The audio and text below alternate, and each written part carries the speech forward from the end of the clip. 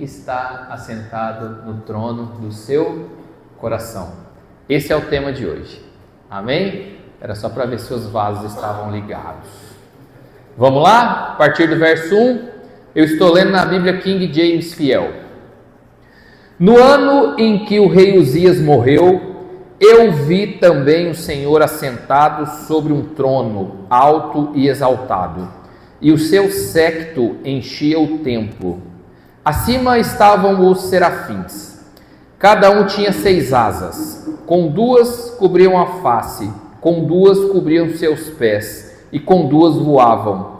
E um clamava ao outro e dizia: Santo, Santo, Santo é o Senhor dos exércitos. Toda a terra está cheia da sua glória. E os umbrais da porta moveram-se à voz do que clamava, e a casa se encheu de fumaça. Então eu disse: ai de mim, porque estou arruinado, porque sou homem de lábios impuros e habito no meio de um povo de lábios impuros, porque meus olhos têm visto o Rei, o Senhor dos exércitos. Então voou um dos serafins em minha direção, tendo uma brasa viva em sua mão, a qual ele tinha tirado do altar com uma tenaz. E ele colocou sobre a minha boca e disse: veja, isto tocou teus lábios, e tua iniquidade é removida, e teu pecado purificado. Também eu ouvi a voz do Senhor dizendo: quem irei eu enviar, e quem irá por nós? Então eu disse: aqui estou eu, envia-me. E a igreja diga: amém. Queridos, estendam as mãos aí para a gente orar. Senhor Jesus, nós te agradecemos por mais essa oportunidade de lermos e de meditarmos a respeito das Escrituras. Nós te agradecemos, nós louvamos a Ti e nós pedimos para que o Senhor fale conosco. Amém. Queridos, esse texto é bastante conhecido de todos nós. É exatamente o momento em que o profeta Isaías ele é chamado, ele é convocado e ele é enviado por Deus para ser profeta para as nações. E então aqui conta a historinha de como isso aconteceu. Isaías teve uma visão de Deus, cercado por alguns anjos, e então ele viu quanto pecador ele era. Então ele foi purificado e então enviado. Amém? Todo mundo entendeu o contexto? Maravilha? Vamos ver então o que o Espírito Santo quer nos dizer a partir desses versos que nós lemos. O verso de número 1, capítulo 6, verso de número 1, inicia assim: no ano em que o rei Uzias morreu, eu vi também o Senhor assentado sobre um trono alto e exaltado. A primeira coisa que o texto nos diz é que o profeta Isaías viu a Deus exatamente no mesmo ano em que o rei Uzias morreu. Amém? Todo mundo entendeu essa condição de tempo aqui? Morreu o rei, o profeta viu a Deus. E o rei Uzias, ele foi um rei, vamos dizer assim, de 0 a 10, ele foi um rei nota 8. Como assim? Ele fez aquilo que era bom aos olhos de Deus, mas ele não fez absolutamente tudo. Algumas coisas ele deixou para trás, ele não fez absolutamente tudo aquilo, por exemplo, para remover a idolatria do povo. Ele deixou alguns locais idólatras durante o seu reinado. Então ele foi um rei, vamos dizer assim, nota 8. Fez coisas boas, mas também fez algumas coisas que não eram adequadas para um servo de Deus. E aqui a gente aprende a primeira coisa: para que nós possamos ver Deus, as coisas do passado, às vezes, precisam ser eliminadas das nossas vidas. Sejam as coisas boas, sejam as coisas ruins. Porque a gente pensa que para ver Deus, a gente precisa apenas nos livrar da nossa conduta pecaminosa. E, de fato, a gente precisa nos livrar da nossa conduta pecaminosa. Mas muitas vezes a gente deixa de ver Deus, porque Deus fez coisas muito boas na nossa vida lá atrás, e a gente fica vivendo daquilo que Deus fez lá atrás. Igual o rei Uzias, fez coisas boas, fez coisas ruins. Ambas precisam ser deixadas para trás, porque Deus tem sempre uma novidade na nossa vida. Tem gente que não está vendo Deus porque vive muito saudoso. Nossa, bom mesmo era quando eu me converti, porque naquela época eu tinha muitas experiências com Deus. Ou, ai meu Deus, eu pequei demais da conta e eu preciso ver o que eu faço. De fato, precisamos deixar para trás, precisa morrer na nossa vida o pecado e também o saudosismo daquilo que Deus já fez. Amém? Tem alguém me entendendo aqui?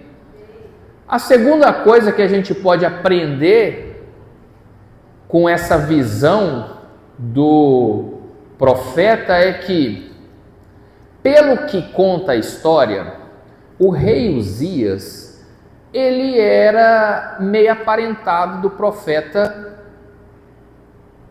Isaías. Parece que eles eram primos, pelo que alguns estudiosos dizem. Não tem base bíblica, mas são bases extra-bíblicas. Diz o seguinte, olha, parece que eles eram primos, parece que ele era filho do Amós, o profeta, então eles tinham uma certa familiaridade, tinha certo grau de parentesco ali. E o rei Uzias morreu. Queridos, o rei Uzias, ele representa um sistema. O rei, ele mandava, desmandava e fazia exatamente aquilo que ele achava que ele devia. Por quê? Porque ele era o rei. E muitas vezes o rei Uzias precisa morrer na nossa vida. Como assim? A gente precisa abandonar o sistema administrado pelo rei Uzias, para que então a gente possa ver a Deus. Muitas vezes nós estamos envolvidos no sistema, no gerenciamento, na governança, no dia a dia mundano, e a gente esquece de que determinados sistemas eles precisam ficar para trás para que então a gente possa ver a Deus. Amém? Outra coisa que a gente pode extrair daqui é o seguinte: dissemos há pouco que eles eram meio aparentados, não é isso? Parece que eram primos. E a Bíblia diz assim, ó: no ano em que morreu o rei Uzias, eu vi também o Senhor. Então vejam só, teve o luto pela morte do rei, mas ao mesmo tempo que teve o luto, o profeta também viu a Deus. Muitas vezes no meio do teu luto é bem a hora que Deus se manifesta. Bem no momento dessa crise, bem na hora que o dia está mais difícil, bem na hora que você olha para lá e para cá e fala: meu Deus, perdi, morreu, padeceu. Nesse momento, o Senhor se manifesta, porque aonde tem luto, também tem a presença de Deus. Quarta coisa que a gente pode extrair desse texto: o rei Uzias, ele estava assentado no trono daquela região naquela época. no trono de Judá. Confere? É isso? Sim ou não? Sim ou não, gente? Sim. Então tá bom. Tinha um rei no trono. E aí a Bíblia diz assim: no dia em que morreu o rei Uzias, eu vi o Senhor. Muitas vezes a gente precisa destronar alguns reis que estão no trono da nossa vida, para que aí então a gente possa ver o rei de fato, o Senhor dos exércitos, o rei dos reis. Muitas vezes a gente coloca no trono da nossa vida o dinheiro, o sucesso, a fama, o casamento, o trabalho, o não sei o que lá, etc, etc. A gente vai colocando coisa ali, a gente vai colocando coisa no trono. E então, o lugar que era para ser ocupado por Deus, nós colocamos outra coisa que não é Deus. Já aconteceu com você? De colocar outra coisa no trono que não Deus? Que você passa a viver em torno daquela coisa o tempo inteiro, idolatrando e ela reinando na sua vida, que não é Deus? E então, no ano em que morreu o rei Uzias, aí então você ele pôde ver Deus. Por quê? Porque ele destronou ele abriu espaço naquele trono que era do Senhor. Tem alguém me entendendo aqui? E por isso o questionamento: quem está sentado no trono do seu coração? Muitas vezes nós temos que começar a perder coisas para começar a ver Deus. Muitas vezes a gente precisa entrar em um estado de luto para que a gente possa ver Deus. Porque eu não sei se com vocês também funciona assim, mas comigo funciona muito assim. No dia bom, que está tudo bem, está tudo certo, você fala assim: vou ler uns 5 minutinhos de Bíblia aqui, e aí vou fazer minhas coisas. Mas no dia que a coisa aperta, que vem o luto, que a crise chega, pensa num povo que fica crente. Fala: nossa, limpa tudo, tira tudo, que agora Deus vai falar. Não é assim que acontece? Muitas vezes a escola de Deus é o luto, é a dor, porque a gente não aprende da forma mais fácil. Porque se a gente aprendesse, se a gente destronasse os reis Uzias da nossa vida, sem que eles precisassem serem mortos, provavelmente a nossa vida seria muito mais fácil.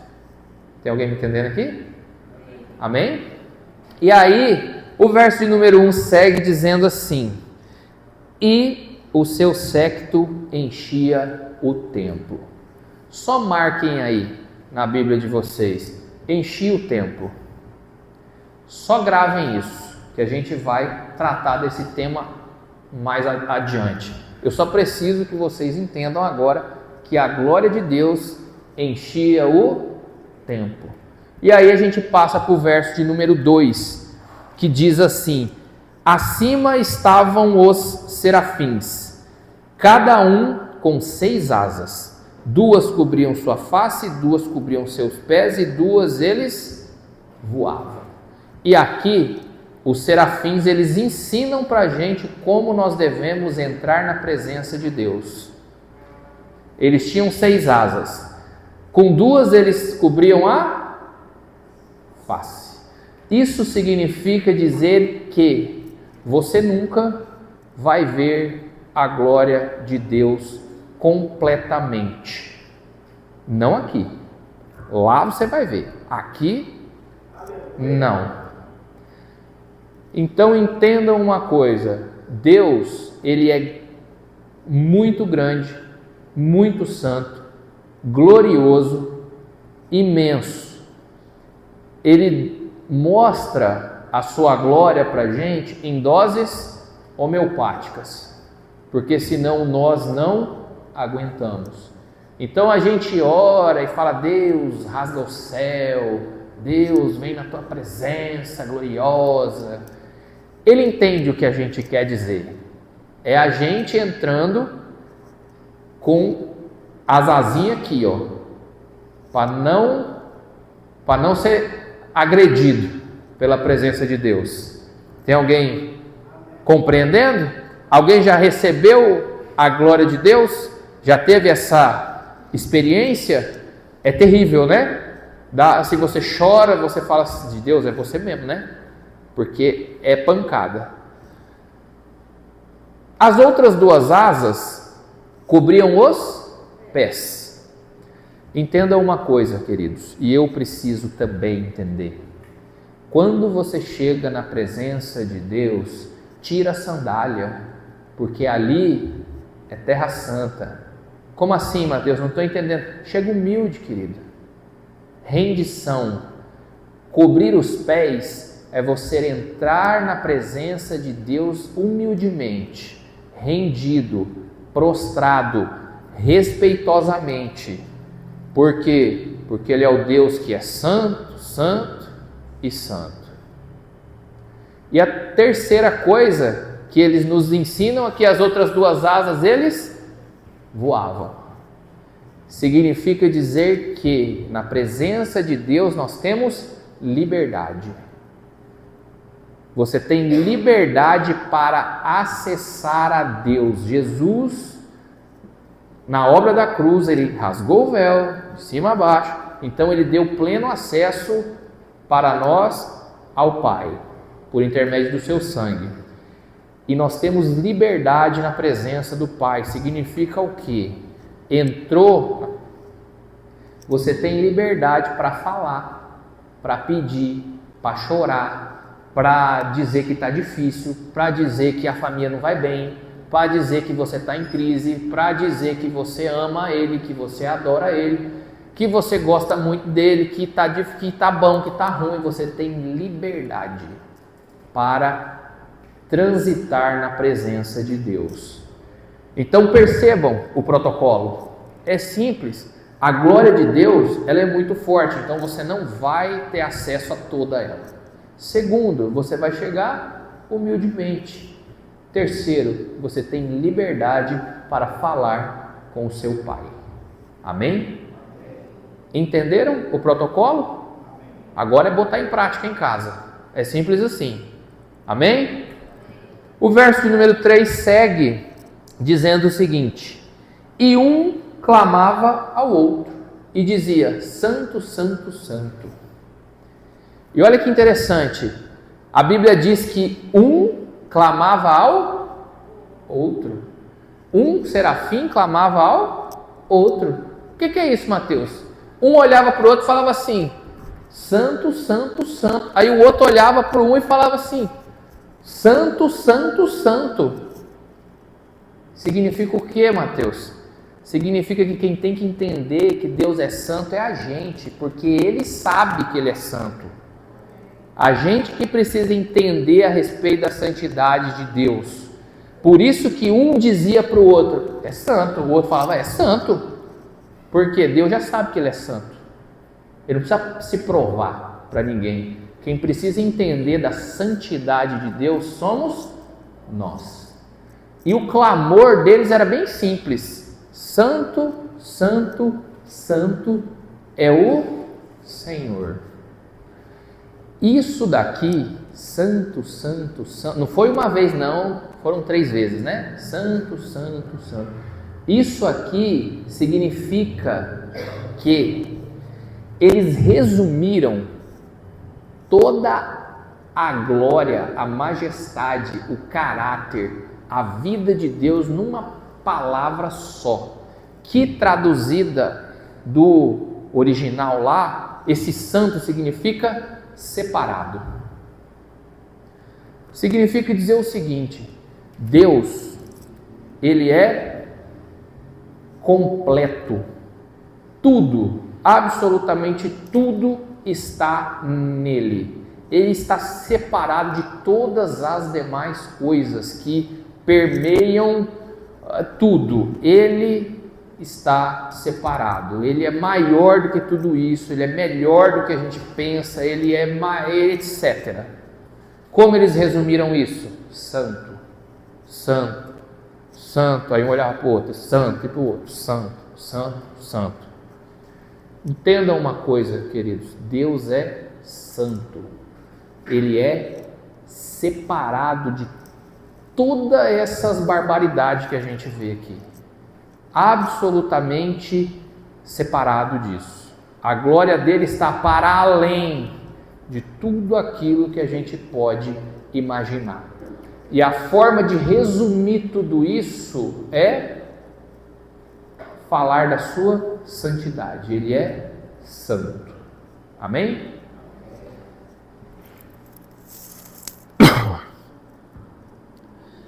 E eles diziam assim: toda a terra está cheia da sua glória.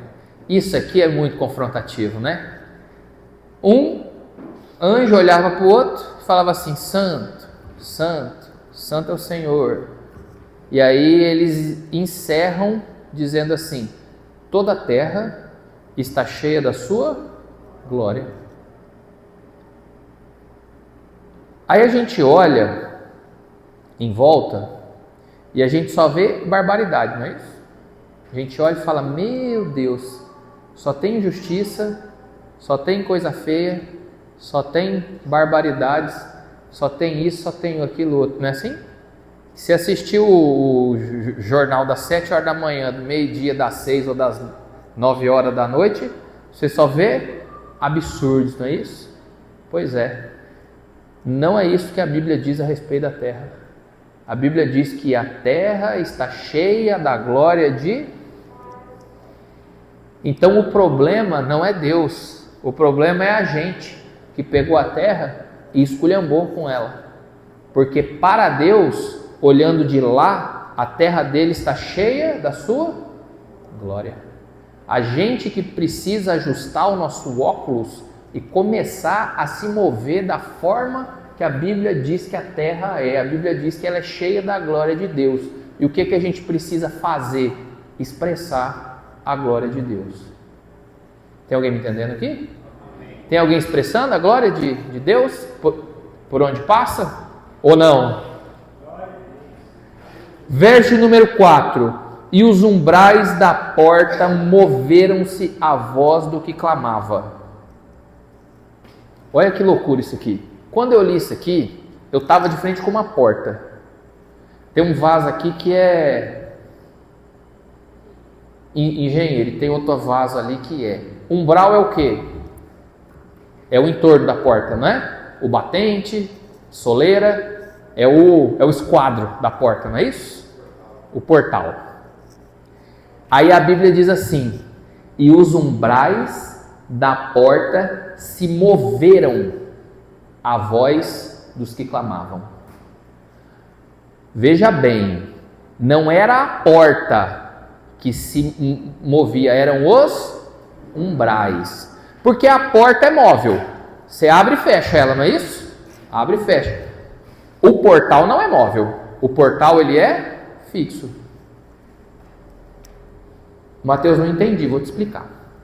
Conforme você vai adorando, conforme você vai clamando, aquilo que parecia estático, que não se movimentava nem para lá, nem para cá, começa a se mover. O nosso Deus é um Deus que abre um portal num lugar aonde não existe. Ele empurra para um lado ou para outro o portal, de acordo com a adoração que você entrega. A adoração que você entrega faz acontecer o impossível na tua vida. Se você ainda não entendeu o poder da adoração, ela tem a força de mover impossibilidades. Porque a porta eu já vi abrindo, fechando várias vezes. Agora, o portal andar, já imaginou? No final do culto a gente começa a adorar, de repente, essa portal que está aqui, ele está aqui, ó, do nada. Esse é o poder que a adoração nos traz.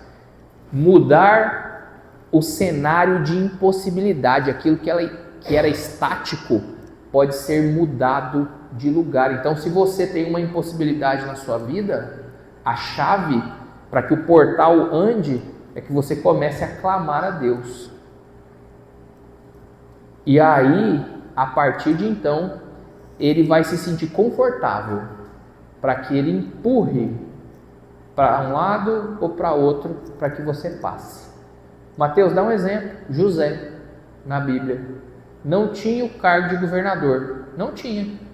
De repente, ele revelou os mistérios de Deus, apareceu o cargo. O que aconteceu? Deus criou uma porta, ele abriu um lugar onde não tinha nada. E isso pode acontecer na sua vida. Porque se está escrito aqui, queridos, pode orar. Que se está escrito, pode acontecer na sua vida também. Amém? E o verso 4 se encerra assim, ó. E a casa se encheu de fumaça. A casa o quê? Se encheu. No verso 1, a Bíblia diz que o seu séquito enchia o templo. No verso 4, que a casa encheu de fumaça. Os termos que se repetem no verso 1 e no verso 4 é encher.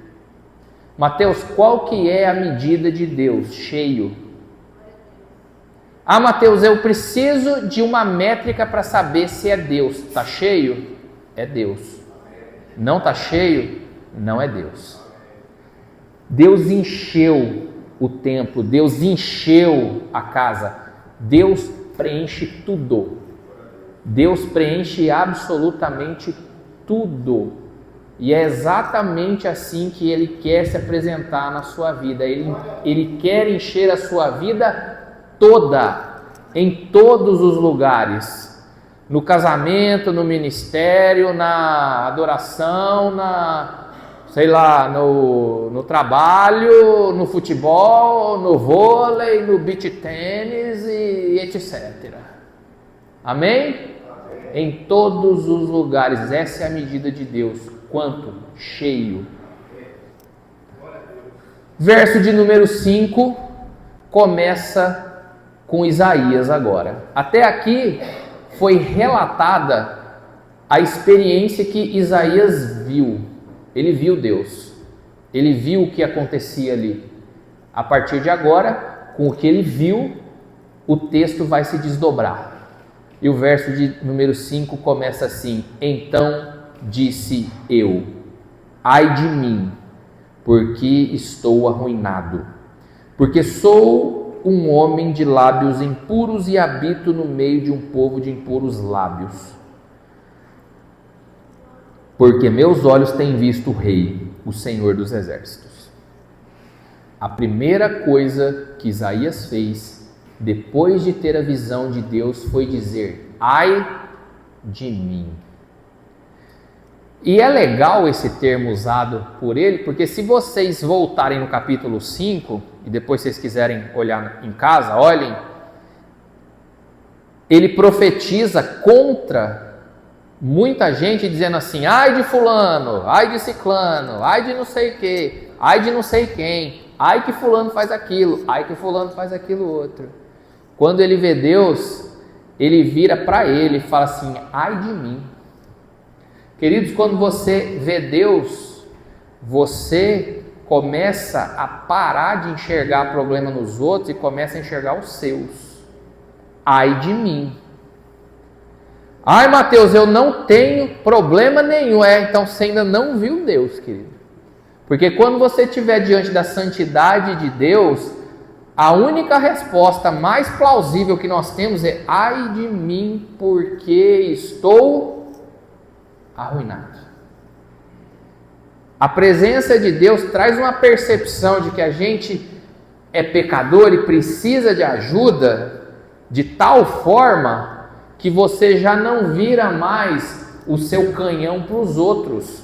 No capítulo 5, teve ai para todo mundo, menos para Isaías. Aí ele, no verso 6, ele viu Deus, aí ele falou: ai meu Deus, eu pareço que também tem uns probleminha aqui. Queridos, quando a gente chega na presença de Deus, uma das primeiras coisas que Ele faz conosco é nos mostrar os nossos pecados.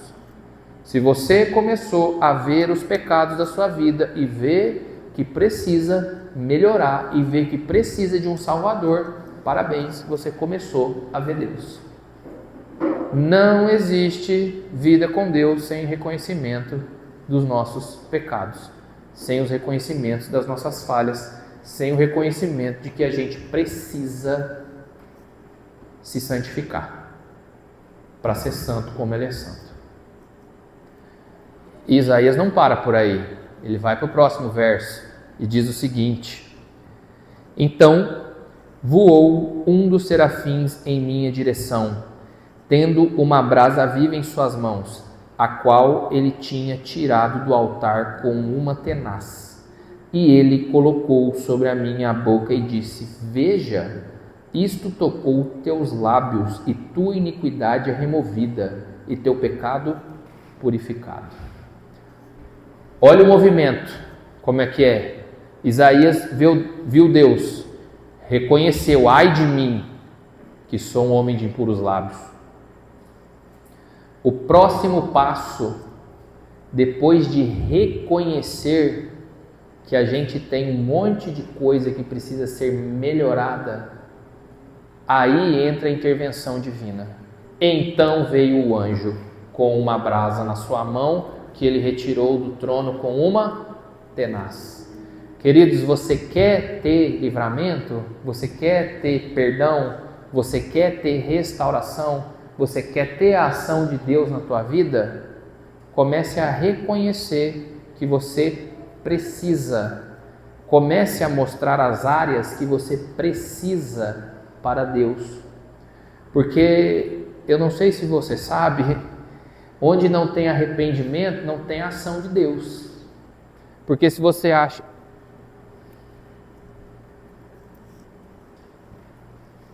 Isso aqui?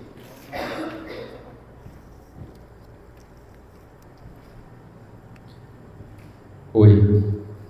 Eita, agora vai, hein? Porque se você não se reconhece pecador, se você não tem problema nenhum, por que você precisaria de um Deus para tocar bem nesse lugar aí? Então, reconhecer o problema, reconhecer o pecado, reconhecer que você precisa... Obrigado, Vaso. Que você precisa que Deus haja na sua vida, é o pressuposto para que Ele haja. Fazer de conta que não pecou, que não tem problema, que não precisa ir no médico, que não precisa fazer isso, que não precisa fazer aquilo, não vai resolver a tua vida. Tem alguém me entendendo? E olha que legal. Isaías disse o seguinte: ai de mim que sou homem de impuros lábios. O anjo veio, pegou a brasa e foi bem na boca dele e chuchou. Tchá! Aí ele falou assim: veja, agora está purificado do teu pecado. O que isso quer dizer, Mateus? Jesus, o Senhor, vai tocar exatamente bem nesse lugarzinho aí que precisa ser restaurado. Quando? Quando você falar: ai de mim, que sou homem de mente impura, de lábios impuros, de pensamentos impuros, de intenções impuras. Aí Deus vai pegar tenaz e vai espetar bem aí, ó. Só que olha que legal. O anjo, quando ele retirou a brasa do trono, ele não pegou com a mão dele, não foi isso? Ele pegou com uma tenaz. Foi ou não foi? Está escrito. Isso sou eu imaginando agora, tá? Provavelmente essa tenaz, ela deve ter vindo fritando de lá daquele trono. Porque se o anjo não pegou com a própria mão, pegou com a pinça, imagina. E ele foi e chuchou na boca do Isaías. O que isso quer dizer, Mateus?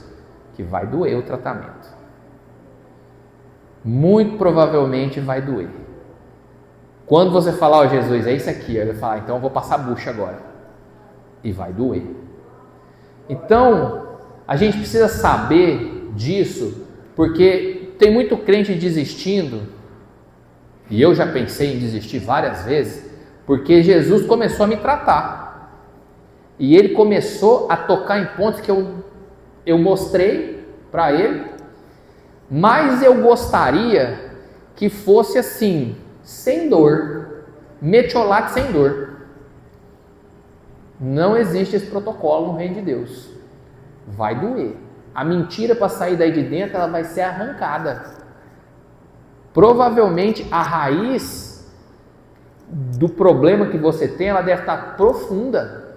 Quando Jesus passar a mão no arbusto que puxar, vai arrancar terra, vai ficar um furo, etc e etc. Então entenda, para quem está passando por um processo de tratamento, dói mesmo, machuca mesmo, é isso mesmo. Mas a notícia boa é que passa e Jesus restaura. Amém? E a gente encerra, se o music quiser vir vindo, pode vir. No verso de número 8. E diz o seguinte: também eu ouvi a voz do Senhor dizendo: quem irei eu enviar? E quem irá por nós? E então disse eu: aqui estou eu, envia-me. Aí olha só, olha o protocolo de Deus. Primeiro, Isaías viu a Deus, reconheceu que ele era pecador, foi purificado de toda a iniquidade dele. E quarto, ele foi enviado. Querido, não tenta furar a fase. Vê Deus, arrepende dos pecados, é tratado dos pecados, aí você é enviado. Não tenta ser enviado antes de ver Deus, vai dar problema. Não tenta ser enviado antes de ser tratado dos pecados, vai dar problema. Não tenta ser tratado dos pecados sem conhecer Deus, porque você vai ser tratado de qualquer jeito por qualquer pessoa. Não fure o protocolo. Existem passos. Siga. Demora? É chato? Doloroso? Muito. Mas é o jeito de Deus de nos dar longevidade no ministério e em qualquer outra coisa que a gente faz. Porque senão, se a gente furar fase ou trocar fases, nós com certeza vamos se esfolepar ali na frente. Alguém já furou fase aqui? Já? Botou o pé no degrau da escada que não... É sempre no próximo, tá? Não é lá no último, não. Tem alguém me entendendo? E aí Deus faz a pergunta que eu acho muito legal. Porque olha só, teve a visão de Deus. Quem que estava vendo a Deus? Isaías. Então, tinha Isaías tendo a visão de Deus, com os anjos voando no entorno dele lá. E aí, depois que Deus toca nos lábios dele ali, ele pergunta assim, só tinha Isaías ali, ele fala assim, ai meu Deus, quem será que eu vou mandar? Ai, quem será que vai por nós? Só Isaías lá. Quem será? Aí Isaías assim, eu aqui. Queridos, deixa eu dizer uma coisa para você. É você mesmo. Você está lá na sua casa, você está lendo a Bíblia, meditando, aí vem aquela presença de Deus. Aí Deus fala assim: quem eu enviarei será, hein? Quem será que vai? Está só você lá. É você mesmo. Está me entendendo? Quando Deus falar com você, é você mesmo.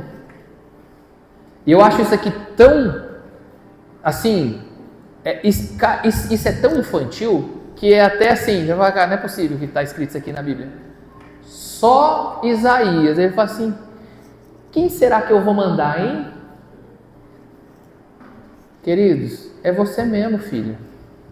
Deus, você viu Deus, você se arrependeu, Deus tratou com você, e aí ele pergunta assim: meu Deus, e agora, hein? Quem será? É você mesmo, querido. Só que olha o que Isaías fez. Ele ergueu a mão e falou assim: ei, é eu, envia-me a mim. Queridos, Deus vai convidar. Quem vai erguer a mão, ainda que esteja só você ouvindo, é você. Deus não vai empurrar as coisas, Ele vai convidar. Quem será que vai por nós?